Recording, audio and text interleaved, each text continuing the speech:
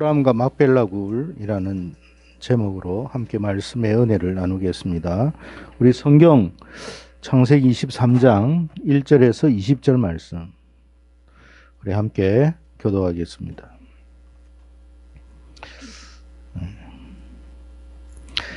사라가 127세를 살았으니 이것이 곧 사라가 누린 해수라.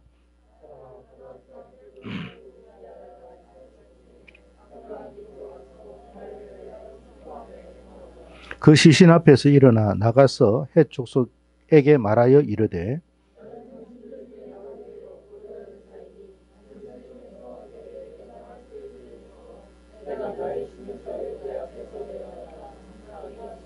헷 족속이 아브라함에게 대답하여 이르되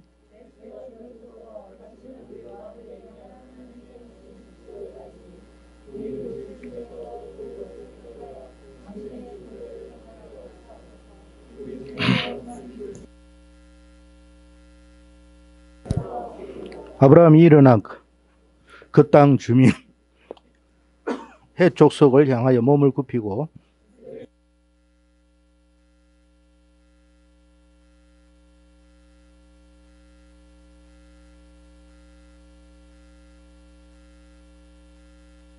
그가 그의 밭 머리에 있는 그의 막벨라 굴을 내게 주도록 하되 충분한 대가를 받고 그 굴을 내게 주어 당신들 중에서 매장할 소유지가 되게 하기를 원하노라 하며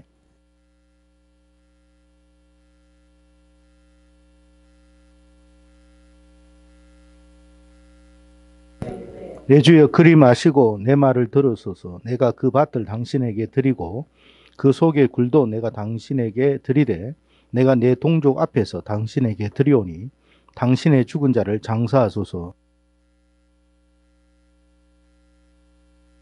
그 땅의 백성이 듣는 데서 에브론에게 말하여 이르되 당신이 합당히 여기면 청하건대 내 말을 들으시오. 내가 그 밭 값을 당신에게 주리니 당신은 내게서 받으시오. 내가 나의 죽은 자를 거기 장사하겠노라.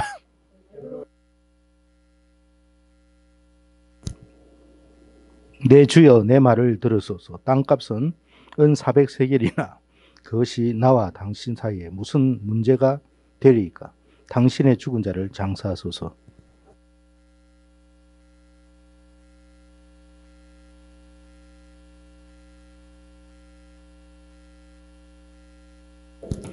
마므레 막벨라에 있는 에브론의 밭 곧 그 밭과 거기에 속한 굴과 그 밭과 그 주위에 둘린 모든 나무가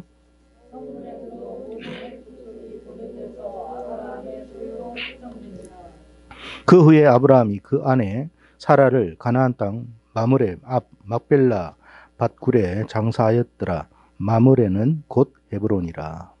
같이 읽습니다. 이와 같이 그 밭 헷 족속으로부터 아브라함에게 아멘. 네, 성경은 참 중요한 부분만 기록합니다. 아브라함이 여러분 거의 200년을 이렇게 살았거든요. 근데 200년을 사는 동안 몇 부분만 이야기를 해놨어요. 아브라함이 1세기 하루 시간을 다 하지 않습니다. 그는 아브라함뿐만 아니라 모든 믿음의 사람들의 여정도 똑같아요. 그 말은 뭐냐면 지금 하나님께서 우리의 삶 속에서도 마찬가지라는 거예요. 우리의 모든 걸 다 기록하지 않아요. 우리의 가장 중요한 포인트를 기록하는 거예요. 자, 그러면 도대체 이 매장지 하나 사는 게 뭐 그래 중요하다고. 그렇잖아요. 우리 같으면 여러분 어디에 산소 하나 사가지고 부모님 장례 치르는 거하고 똑같은 거거든요. 근데 사람은 태어나서 모든 사람이 죽는데 그 유독 왜 아브라함이 이 막벨라 굴에 대한 이 이야기를, 이 사건을 이 성경에서 이렇게 많이 할애하면서 기록을 했을까? 그걸 우리가 생각해 봐야 된다. 그러니까 이것은 단순히 그냥 하나님께서 기록한 말씀이 아니라 우리에게 던지는 분명한 뭔가의 메시지가 있다라는 생각을 하고 말씀을 들어야 된다. 그런 이야기죠. 그러면 도대체 이 이 막벨라 굴의 의미는 뭐냐 이 말이에요. 우리가 본문의 말씀을 읽어서 알겠지만 사라가 이제 죽어요. 오늘 보니까 127세를 살았다 그랬어요. 지금으로 보면 127세면 어마어마하게 살았는데 아브라함 당시에는 그보다 훨씬 오래 살았다라는 것을 우리가 알 수가 있습니다. 아브라함은 그 200세를 살았으니까. 여러분, 근데 이제 아브라함이 이 사라의 죽음에 대한 큰 슬픔이 있었다 그랬어요. 이 슬픔이 있었는데, 자, 근데 아브라함이 어떤 행동을 했느냐 하는 거거든요. 자, 아브라함이 살았던 그 지역 헤브론에 이제 사라를 위한 매장지를 구하려고 해요. 매장지를. 그런데 이 아브라함이 그때 이 헤브론에 사는 사람들에게 굉장히 좀 뭔가 덕을 많이 베풀고 인정을 받았던 것 같아요. 그래서 그곳에 있는 사람들이 당신이 원하는 어디든지 매장지를 선택하면 뭐 다 줄 것이다라는 이야기를 한 거예요. 그래서 아브라함이 반화했던 장소가 있었던 것 같아. 그게 이제 막벨라 굴인데 이 막벨라 굴의 소유주가 누구냐면 오늘 본문에 보니까 소알의 아들 에브론이라고 되어 있습니다. 그래서 아브라함이 에브론을 찾아가 가지고 그 막벨라 굴을 나에게 팔아라. 그런 이야기를 한 거예요. 근데 이 에브론이 무슨 이야기를 하냐면 그러지 마시고 그냥 공짜로 쓰세요라고 한 거예요. 얼마나 좋아요. 그죠? 뭐 돈을 내라는 것도 아니고 공짜로 그냥 쓰세요. 제가 뭐 그 아브라함에게 어떻게 돈을 받겠습니까? 괜찮습니다. 그렇게 이야기했는데 아브라함이 굳이 돈을 지급하겠다고 이야기를 한 거예요. 이 매장지 값을 나는 꼭 지급을 해야 될 테니까 지불을 하고 싶으니까 이 땅값이 얼마냐라고 물으니까 그때 시세를 따져서 은 400세겔이라고 이야기를 한 거예요. 은 400세겔이지만 내가 당신에게 이 400세겔을 받고 싶지는 않습니다. 그냥 쓰세요라고 했거든요. 근데 아브라함이 은 400세겔을 계산을 해가지고 소알의 아들 에브론에게 줍니다.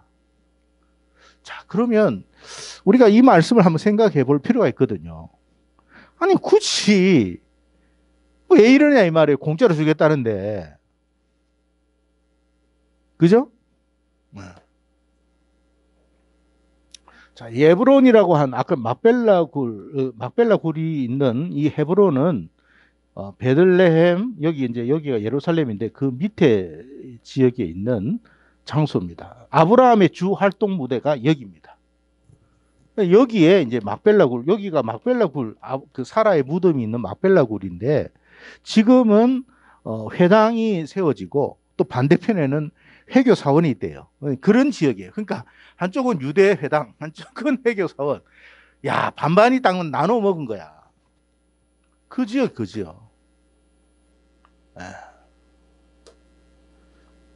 자, 다시 한번 아브라함은 왜 굳이 은 400세겔을 지급하면서까지 그 헤브론의 땅을 샀을까 이 말이에요. 자, 혹시 여러분 생각을 한번 말씀해 보실 분이 있으면 말씀해 보세요. 왜 그랬을까요? 아니, 공짜로 주겠다는데. 그잖아요. 우리가 누군가가 비싸게 불러도 싸게 사고 싶잖아요. 그러고 싶은데 이거는 공짜로 주겠다는데 굳이 400세겔을 은으로 400세겔을 지급을 한 거예요. 단 10원도 안 깎았어요. 그럼 300세겔로 합시다. 200세겔로 합시다가 아니에요. 그냥 그때 시세값을 그대로 다 지급한 거예요. 왜 그랬을까요? 아브라함의 아내를 사랑해서 좀 더 아마 공짜로 하기가 좀 아쉽다는 생각이. 공짜로 받기는 좀 뭔가 미안한 마음도 있고 그런 마음에서 그냥 돈을 지급하고 받는 게 마음 편해서 그랬다. 예, 좋습니다. 또 다른 분 혹시 생각하시는 분이 있으면 예.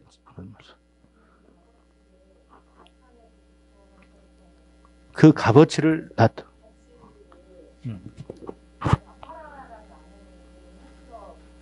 네네네네. 예. 무료로 하기까지 할 필요가 없다. 내가 사랑하는 사람에게 내 돈 주고, 소위 말해서 요즘 내 돈 내산이라 해가지고 내 돈으로 내가 사가지고 내 마음 편하게 쓰겠다. 그런 의미가 있을 거라는 거죠. 그렇죠. 그 가치. 가치. 예, 좋습니다.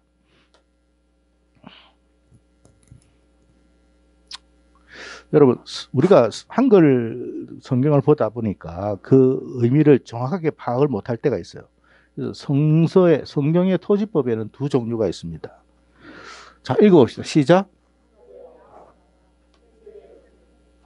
사데 아우자라는 것은 뭐냐면 토지법인데 영구적인 소유를 말하는 거고요. 세데 미크네는 한시적인 소유를 이야기한 거예요.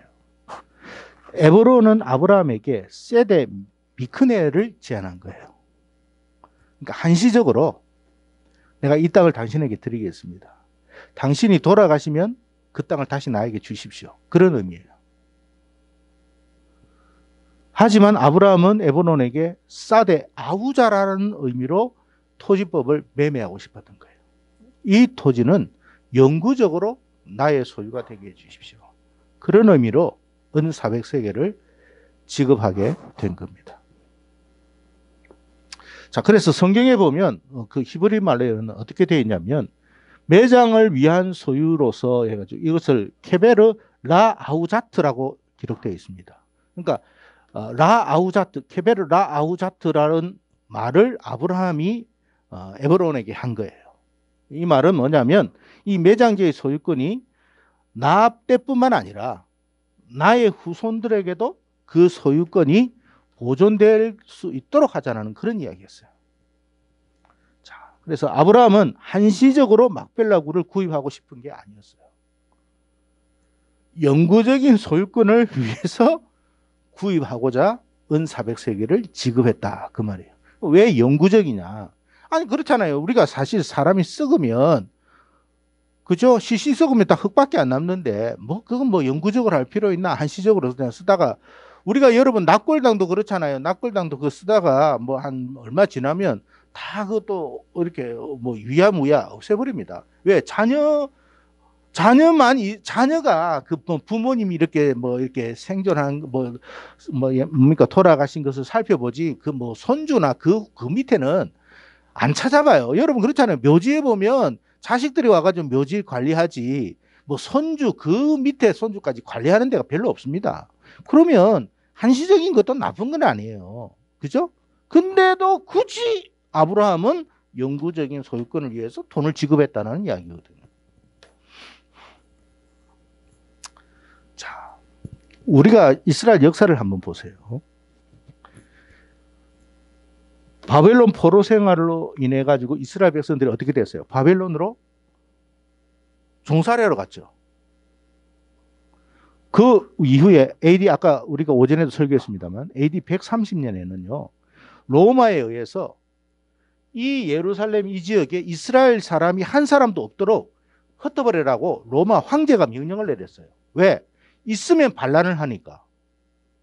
AD 70년경에 예루살렘과 성전이 파괴되었습니다.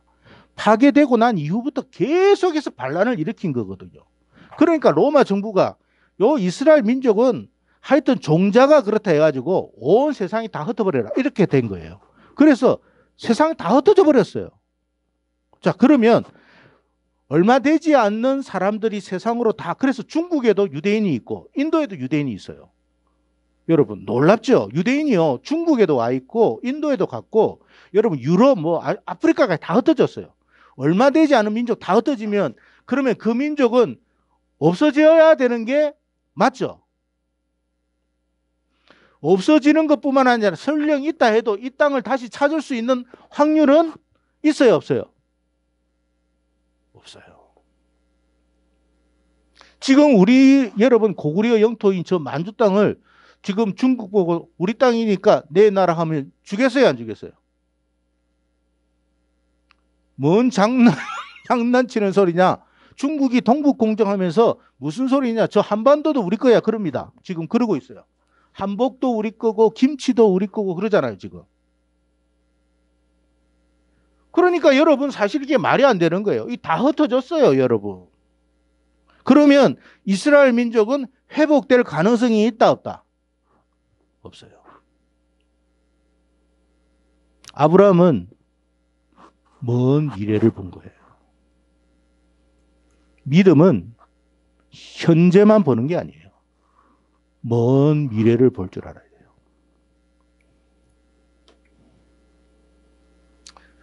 여호수아 14장 12절에 이런 말을 했어요. 누가 말을 했냐면 갈렙이 한 말이에요. 자, 읽어 시작. 여호와께서 말씀하신 이 산지를 지금 내게 당신도 그 날에 들으셨거니와 그곳 그 성읍들은 크고 견고할지라도 여호와께서 나와 함께 하시면 내가 여호와께서 그들을 쫓아. 여러분 유다의 후손 중에 갈렙이 굳이 헤브론을 차지하겠다고 하는 거예요. 근데 이 헤브론은 해발 고도가 900m가 되는 높은 산이거든요. 그리고 높을 뿐만 아니라 그곳에 누가 살고 있다고요? 아낙 자손이 살고 있다. 아낙 자손의 키는 보통 3m 정도 돼요. 보통. 그러면 산 꼭대기에 아낙 자손들이 있고 그곳에 점령하기가 쉬워요, 어려워요? 여러분 산성은 점령하기가 어렵습니다. 독산성 알잖아요. 그 높이 얼마 안 되잖아요. 일본군이 그 독산성 하나 점령을 못했어요, 임진왜란 때. 왜? 올라가다 다 지쳐버려. 그리고 투석기도 쏠 수가 없어. 산에서 무슨 투석기를 쏴요. 그냥 기어가지고 올라가야 되는데 지쳐가 올라오는 거 그냥 위에서 내려찌기만 하면 돼요. 산성 하나를 무너뜨리는 것은 어마어마합니다. 그런데 이 헤브론은 여러분 해발 고도가 900m가 넘을 뿐만 아니라 안악잔성까지 있거든요. 근데 그 위험한 지역을 여러분 갈렙이 늙은 노인이 나에게 달라고 한 거예요. 결국 갈렙이 점령을 합니다. 근데 그거로 끝나는 문제가 아니라 그 갈렙의 후손들이 이스라엘의 왕이 돼요. 아브라함의 약속, 그러니까 갈렙은 뭘 봤냐면 가나안 땅 중에서도 아브라함이 씨앗을 뿌려놓은 이 언약의 땅을 차지하고 싶었던 거예요.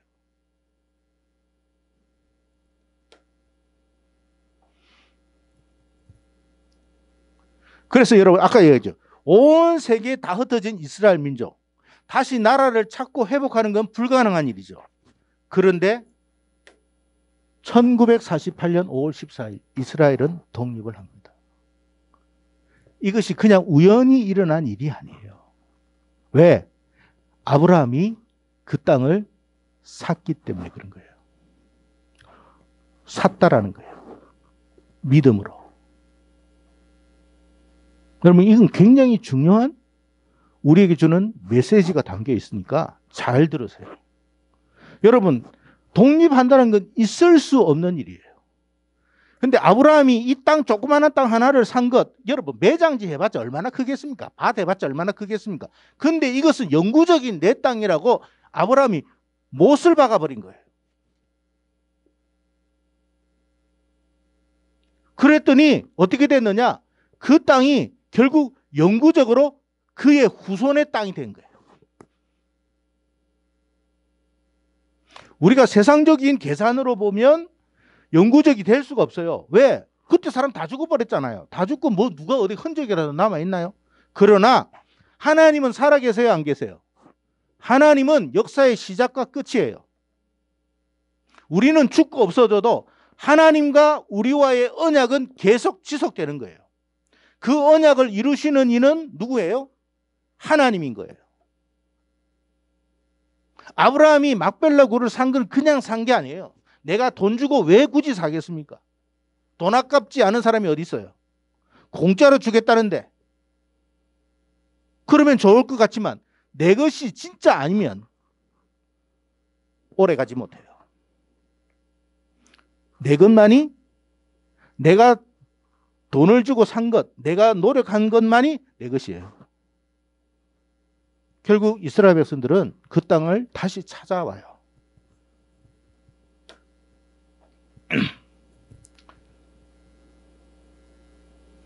자, 이 말씀 창세기 15장 말씀인데 잘 읽어봅시다. 시작.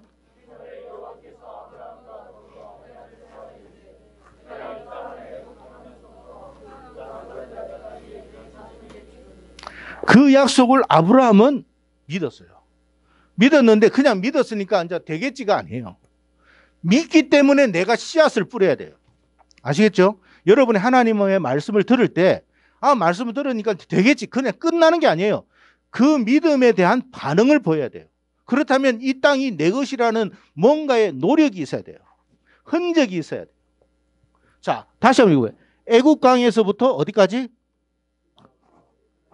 아브라함에게 약속한 땅은 애국강은 어딜까요? 큰 강 유브라데 강은 어디에 있는 강이에요? 지금 여러분 저 이라크에 있는 그곳이에요. 유프라테와 그 유브라데스 강, 그죠? 티그리스 강, 그 두 강이 있잖아요. 네. 그거를 너에게 주겠다. 그러니까 유프라테스 강부터 나일강까지 다 누구의 땅? 아브라함에게 약속한 땅이에요. 근데 참 신기하죠? 아브라함이 걸어갔던 발자취를 여러분 봐야 돼. 아브라함이 갈대아 우르에서 시작했죠. 그죠? 이게 그리고 나서 그가 올라간 게 어디까지 갔어요? 하란 땅까지 갔거든요. 유브라테스 강을 이렇게 거슬러 올라가지고 하란까지 갔어요. 그리고 나서 여기서 데라가 죽고 그의 아버지 데라가 죽고 아브라함은 가나안 땅으로 내려옵니다. 근데 여기 기근이 생겨가지고 아브라함이 어디로 갔어요? 애굽 땅으로 내려갔어요. 자, 네가 밟은 땅, 아브라함이 밟은 땅은 이 땅이에요. 애굽 땅까지. 그러니까 아브라함이 밟은 모든 땅을 하나님이 주신 거예요. 아브라함은 그 사실을 알고 밟은 건 아니에요. 가나안 땅이 기근이 있으니까 애굽으로 내려갔을 뿐이에요. 그러나 하나님은 자기의 약속 언약의 백성들에게 약속하신 게 뭐냐면 네가 밟는 땅은 다 내가 너에게 주겠다고 약속한 거예요. 여러분 이 말씀 잘 기억하세요. 하나님이 우리가 활동하고 우리가 움직이는 모든 영역의 부분은 여러분의 것이 된다는 걸 알아야 돼요. 그러면 여기까지 올라가고 내려가고 할 때는 수고가 있어요, 없어요? 고생해요, 안 해요? 그때는 고생이고 눈물이고 괴로움이고 슬픔이고 아픔이었지만 결국에는 자기가 밟은 땅은 다 아브라함에게 하나님이 약속한 땅이 되는 거예요. 그래서 사실은 이 하나님께서 약속한 땅은 여기서부터 여기까지. 근데 이것을 언제 회복하느냐? 주님이 오시면 다 회복합니다. 다윗도 회복 못했고 솔로몬도 회복 못했어요. 어느 누구도 회복 못했어요. 오직 주님 오실 때 이것은 회복 다 돼요. 그래서 여러분 지금 이 헤브론에 아브라함이 뭐 하나 심었어요? 씨앗 하나 심은 거예요. 씨앗 하나. 내 땅이라는 씨앗 심은 거예요. 믿음의 씨앗을 뿌린 거예요. 그런데 하나님은 사람은 기억 못하고 역사는 흘러가서 모두가 다 인정하지 않겠지만 하나님은 아브라함은 이 행위를 누구 앞에서 한 거예요? 하나님 앞에서 한 거예요.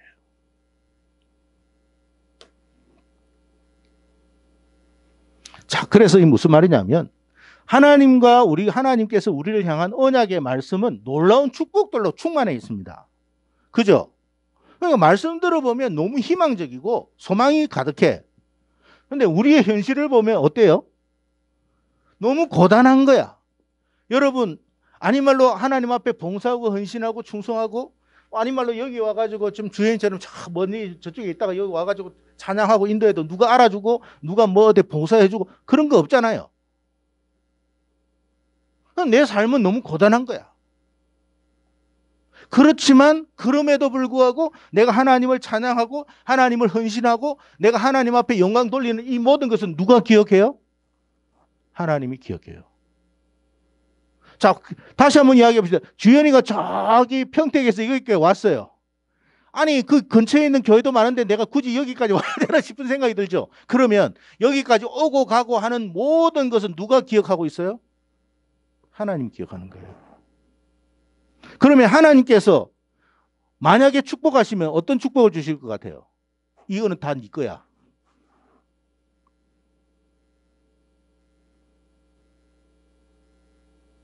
그러면 내가 수고하는 모든, 그리고 내가 헌신하는 모든 것은 헛되다, 헛되지 않다. 헛되지 않다 이 말이에요.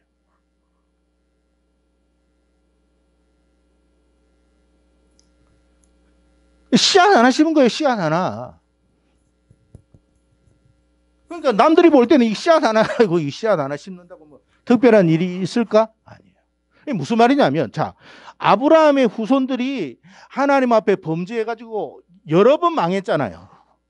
그리고 흩어진 걸 반복했거든요. 그럼에도 불구하고 하나님이 되찾아줬어요. 무슨 말일까요?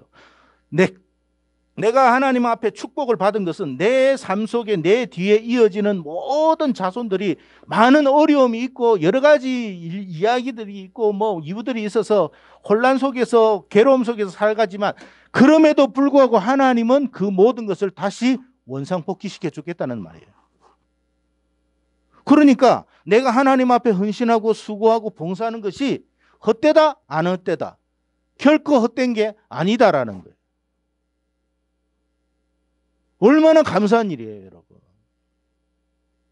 이 비밀이 여기 막벨라 굴에 대한 이야기인데, 이 막벨라 굴이 우리에게 던져주는 메시지가 그거예요.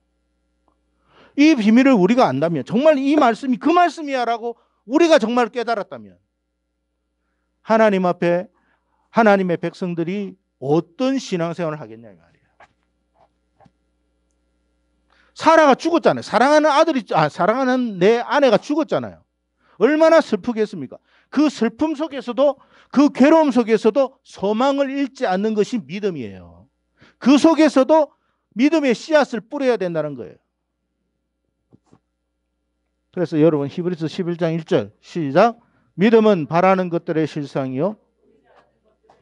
그래서 여러분 우리는 하나님을 미래에 대한 소망을 가지고 감사와 찬양을 하는 거예요. 지금의 현실은 비록 어떻다 할지라도 고단하다 할지라도 여러분 오늘의 삶이 아닌 말로 여러분 생각해 보세요. 뭐 여기 여러분 모두가 교회에 나오기까지 어제까지 한 주간에 여러 가지 많은 일들이 있었을 거예요. 복잡한 일들이 있었을 거고 때로는 뭐 슬프기도 하고 짜증나기도 하고 괴로운 일도 있어요. 자, 그런 가운데서도 교회 나오기가 쉽지가 않잖아요. 그렇잖아요. 그럼에도 불구하고 교회를 나와서 하나님을 찬양하고 감사하고 예배드리기가 쉽지는 않아요. 자, 그러면 하나님은 이 모든 것을 아실까요? 모르실까요? 알아요. 그럼에도 불구하고 하나님을 찬양하고 감사한다? 그건 뭐냐? 내 미래를 위해서 내가 소망의 씨앗을 심는 것과 같은 거예요. 그러니 어렵고 힘들어도 우리는 미래를 위해서 소망의 씨앗을 심어야 될까요? 말아야 될까요? 심어야 되는 거예요. 어떤 괴로움 속에서도 낙심하지 말고 절망하지 말고 세상이 대충 타협하자. 에브론에 와가지고 내가 그냥 공짜로 일시적으로 뭐 해주길. 우리는 일시적인 축복을 받으면 안 됩니다. 아까 말하는 그 땅은 일시적인 게 아니에요. 영원한 걸 받아야 돼요. 우리의 축복은 영원한 축복이 되어야 돼요. 잠시 잘 되는 것, 세상 사람들 잠시 잘 되는 것 그런 거 부러워하지 마세요. 세상 사람들이 그 아까 이야기했죠. 그 땅은 뭐냐? 세상 사람들이 받는 축복은 뭐냐? 잠시 받는 축복이에요. 우리는 잠시 받는 걸 위해 가지고 세상과 타협하면 안 됩니다. 영원한 축복을 위해서 우리는 살아가야 되는 거예요. 자, 그래서 히브리서 11장 6절 시작. 믿음이 없이는 하나님을 기쁘시게 하지 못하는 하나님께 나아가는 자는 반드시 그가 계신 것과 또한 그가 자기를 찾는 자들에게 상 주시는 이심을 믿어야 할. 하나님이 계시다라는 사실을 반드시 믿으세요. 네? 여러분 솔직히 이렇게 청년에 이렇게 모여 있는데 뭐 특별한 게 일어나고 있지는 않잖아요. 내 삶 속에 뭐 오늘 청년의 예배를 드렸다고 뭐 달라질 건 하나도 없는 것 같아요. 하루하루의 모습은 그래요. 그러나 그 하루 속에서 우리가 하나님 앞에 믿음으로 심는 것이 있다면 그것은 반드시 거두게 돼요. 반드시. 근데 그것을 씨는 뿌리고, 씨는 우리가 뿌리고, 바울이 고린도서에 말했죠. 우리가 나는 씨를 뿌리고 물주는 이는 따로 있지만 자라게 하시는 이는 누구라고요? 하나님이에요. 이것은 영적 원리가 그렇다는 거예요. 영적 원리가 그렇다는 말은 모든 축복의 원리가 똑같다는 거예요. 자, 이 원리를 알면 우리가 여러분 저 부산에서도 올 수 있어요. 왜? 아니 그러면 전부 다 이게 다 내 것이 된다는데 마다할 일이 뭐 있겠습니까, 여러분? 오히려 그것이 감사할 뿐이죠. 그러니까 이 사실을 아는 사람은 그 먼 거리를 찬양하며 감사하며 올 수 있는 거고, 모르는 사람은 그렇지는 못하다는 거예요.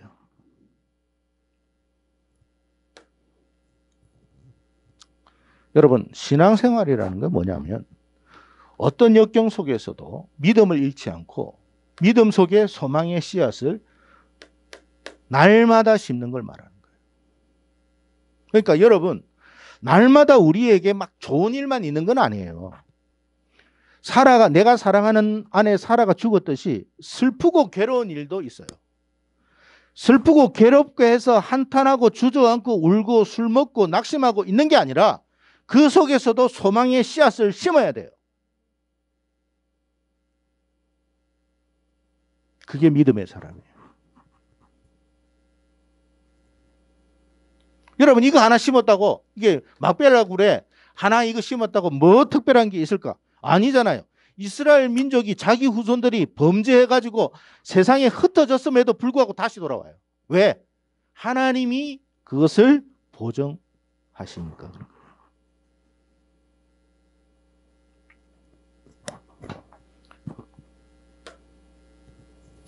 그래서 여러분, 교회인데 우리가 교회에 시간을 심고 때로는 물질을 심고 물질의 씨앗을 뿌리고 시간의 씨앗을 뿌리고 헌신의 씨앗을 뿌리고 나의 재능의 씨앗을 뿌립니다. 뿌릴 때는 흔적 없이 사라져요. 표가 안 나.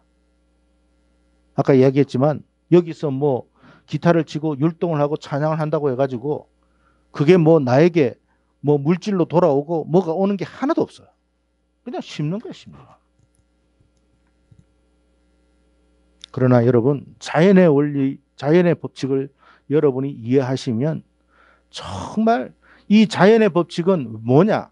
영적인 법칙에 대한 모형을 우리에게 가르쳐 주는 거예요. 똑같다. 너희 이 자연의 법칙이나 영적인 원리나 똑같다. 자연에서도 뿌린 것이 있으면 거두는 것이 있듯이 너희가 영적으로 하나님 앞에 믿음으로 심어서 뿌린 것이 있다면 반드시 어떻게 된다? 거둔다. 자, 물어봅시다. 한 알 뿌리면 한 알 거둬요? 많은 걸 거둬요? 셀 수 없는 것을 거둡니다. 그러면 여러분이 하나님 앞에 막 뿌려지는 이 모든 것이 다시 셀 수 없는, 언젠가는 모르지만 셀 수 없는 것으로 돌아오게 된다면 얼마나 하나님 앞에 많은 걸 뿌리겠습니까? 시간을 뿌리고 물질을 뿌리고 헌신을 뿌리고 재능을 뿌린다고 아깝다고 할 수 있겠냐 말이에요. 여러분, 여기에 뿌리는 것은 여기서 거두는 거예요. 왜? 여기는 하나님과의 언약의 장소이기 때문에 그런 거예요. 딴 거 아니에요. 뭐 세상에도 뿌릴 수 있잖아요. 자, 보십시오. 우리가 기업에도 뿌리는 사람이 있어요, 없어요? 자기가 일하는 그 일터에 막 시간을 뿌리고 재주를 뿌리고 능력을 뿌리고 막 뿌리잖아요. 그럼 뭐가 더럽디까? 정년되면 퇴사하는 거고 뭐 잘못하면 잘리는 거고 그런 거예요. 그러나 하나님의 언약과의 장소는 그렇지가 않아요. 반드시 거둬요. 골로새서 1장 24절 그리스도의 몸된 교회라고 그랬어요. 몸된 교회. 그리스도의 몸 된 교회예요. 그냥 건물이 아니에요. 자, 그러면 여기서 우리가 교회는 건물이다 아니다. 여러분 생각은 어떠세요? 교회는 건물이다 아니다. O, X. 굉장히 헷갈리는 거예요.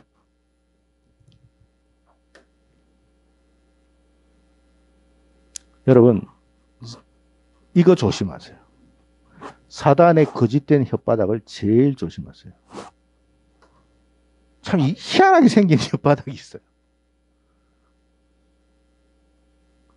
이게 어떻게 보면 영상 조작되어서 만들어진 것인지는 모르겠지만 이런 사진이 있더라고요. 여러분 이 두 혓바닥을 조심해야 돼. 이 생물 중에도 이 두 혓바닥이 있는 게 이게 뱀입니다. 뱀. 이게 진실인 것 같지만 거짓된 그런 어떤 혓바닥이 있어요. 이게 사단의 혓바닥인데 우리는 이 사단의 이 거짓된 혓바닥에 속으면 안 돼요. 여러분 교회는 건물이다 아니다. 맞는 말이기도 하고 틀린 말이기도 한데 잘 들어보세요. 성전이나 교회는 다 누구를 상징하고 있어요? 예수님의 몸을 상징하고 예수님을 상징한 거예요. 자, 그러면 이게 예수님과 관계없으면 주님이 여기에 들어가가 아까 제가 오전에 설교했죠. 그렇게 극노할 필요가 있어요, 없어요? 건물인데 뭐. 그렇잖아요. 잘 생각해 보세요. 아니 그게 그냥 단순한 건물이라면 예수님께서 뭐 하려고 그렇게 극노하고 대노하고 비둘기 쫓아내고 돈 여러분 그 상을 엎어버리겠습니까? 교회가 단순히 건물이라면 굳이 여기서 우리가 충성하고 헌신하고 봉사하고 할 이유가 없어요. 교회는 성전은 예수 그리스도를 상징하는 하나의 모형과 같은 거예요. 그러니까 별개가 아니라는 걸 알아야 돼요. 별개가 아니에요. 그래서 여러분 그러나 예수는 성전된 자기 육체를 이 성전은 곧 뭐냐? 자기와 동일시 시켰어요. 그래서 여러분 성전이나 교회는 예수 그리스도를 상징하기도 하고 예수님을 향한 그림자와 같기도 하고 그래서 이 교회는 결국 교회는 예수님과 연결되어 있어요. 그럼 내가 교회에 시간을 드리고 물질을 드리고 헌신하고 봉사하는 것은 결국 누구를 향한 거예요? 예수님을 향해서 한 거예요.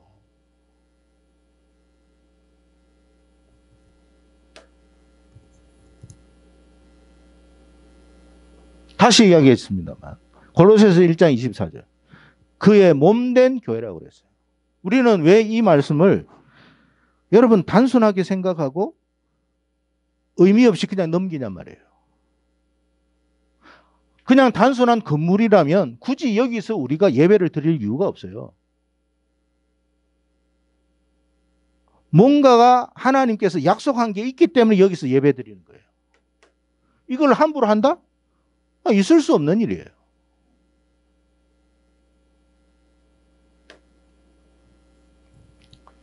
갈라디아서 6장 7절 읽어봅시다. 시작. 스스로 속이지 말라. 하나님은 사람이 무엇으로 심든지 그러니까 우리가 교회에 와가지고 잘못된 것을 심으면 잘못된 것을 거둬요. 더러운 것을 심으면 더러운 것을 거두게 돼요. 그러나 우리가 이 교회가 주의 몸된 교회라는 것을 알고 여기에서 나의 순수함, 나의 열정, 나의 모든 좋은 것들을 바치면 어떻게 된다고요? 결국 그것을 자기가 받는 거예요. 그래서 여러분 우리가 행동하는 모든 바운더리는 결국 그 모든 것이 우리에게 축복으로 온다는 걸 알아야 돼요. 그래서 여러분 교회에서 어떤 부분에 봉사를 하잖아요. 그 봉사의 부분 속에서 하나님이 축복하시는 거예요. 그리고 그 봉사가 많으면 많을수록 고단하지만 그 사람은 받는 축복은 갑절이 되는 거예요. 그런데 우리는 어떤 생각을 가지느냐? 나는 이것만 하겠습니다 합니다. 그러면 우리가 거꾸로 생각해 보세요. 내가 받는 축복이 그것밖에 없다면 과연 우리가 그런 말을 하겠냐 말이에요. 만약에 아브라함이 밟은 땅을 다 아브라함에게 주셨다면 아브라함은 아마 저 남아프리카 거기까지도 갔을 것이고, 만약에 저쪽에 우리 동북아까지 와가지고 기어코 발을 밟고 돌아갔을 거예요. 왜? 그 땅은 다 아브라함에게 주신, 그의 자손에게 주시는 허락하신 땅이 되는 거니까. 우리가 믿음으로, 그러니까 여러분, 우리의 믿음의 영역 바운더리를 넓히시기를 바랍니다. 계속 넓혀야 돼, 계속. 그러니까 여러분이 가는 곳마다, 여러분, 아브라함이나 이삭이나 가는 곳마다 제단을 쌓았어요, 안 쌓았어요? 왜 쌓았겠습니까, 여러분? 자기 영역 되는 거야, 그게 다.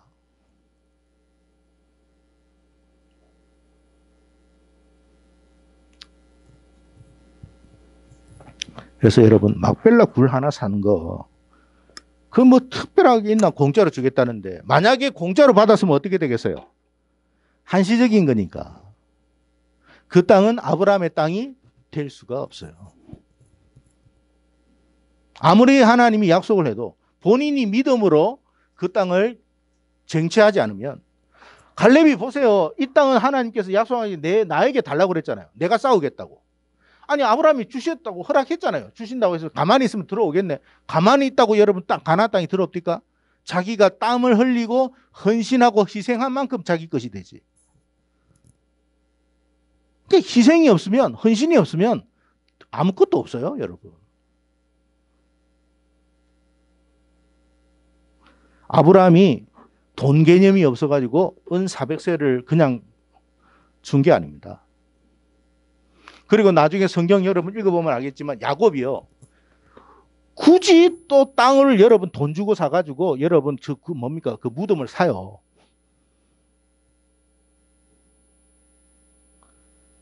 여러분, 믿음으로 하나님이 약속하신 그 모든 것 속에 믿음으로 나의 어떤 그 믿음의 씨앗을 뿌려 놓으십시오. 그게 여러분의 것이 될 거예요. 절대 어렵고 힘들고 시련이 있어도 하나님은 회복시킵니다. 그게 여러분이 돼야 돼. 그게 믿음의 조상이 해야 할 일이었어요. 여러분이 여러분의 가문의 믿음의 조상이 되기를 축복합니다. 여러분이 밟는 땅은 여러분의 것이 되는 거야. 믿음으로 밟으세요. 그러니까 여러분 교회에 와가지고 봉사하면서 여러분 그냥 투덜투덜 거리지 마세요. 이건 하나님 앞에서 하는 거예요. 하나님 계산 좀 잘 해주세요. 우리가 아까 이야기했지만 거래를 하자는 게 아니에요. 하나님이 기억해 달라는 거예요. 그것도 믿음이에요. 하나님이 계신 것을 믿기 때문에 말하는 거고, 하나님은 자기를 찾는 자에게 상 주시는 이심을 믿기 때문에 하는 거예요. 여러분, 찬양하고 예배하고 봉사하는 거 쉽지 않습니다. 그러나 이것이 나중에 어마어마한 수확으로 거두게 된다면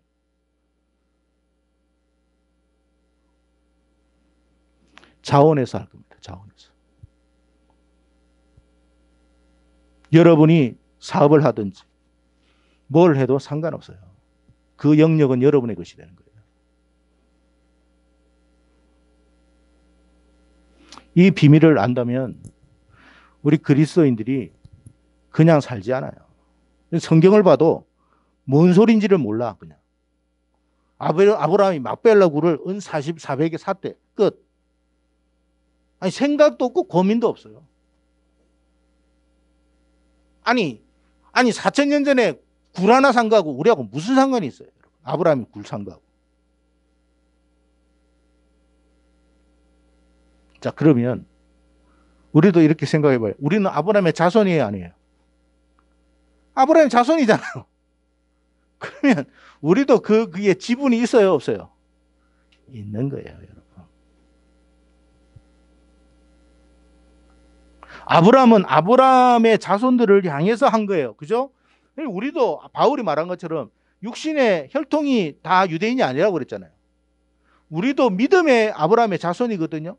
그러면 우리도 지분이 있는 거잖아요. 그 아브라함이 뿌려놓은 모든 그 축복의 지분 속에 우리가 있는 거예요, 여러분. 그러니 우리가 낙심할 이유가 없다. 기뻐하고 감사하고. 그래서 우리는 예배 드릴 때도 춤추며 감사하고 찬양해야 되는 거예요. 지금 현실은 좀 비단 고단하고 슬프고 어려운 부분이 있지만 아시겠어요? 절망하지 마세요. 사람 죽었다고 절망하지 마세요. 그럴 때일수록 믿음의 씨앗을 뿌려야 돼요. 사업 망했다고 뭐 예를 들어서 뭐 회사에서 잘렸다고 낙심하지 마세요. 그럴 때일수록 믿음의 씨앗을 뿌려버리세요. 그러면 당신의 것이 될 것이고 영구히 여러분의 축복의 것이 될 줄로 믿습니다. 그런 축복이 여러분에게 있기를 바랍니다.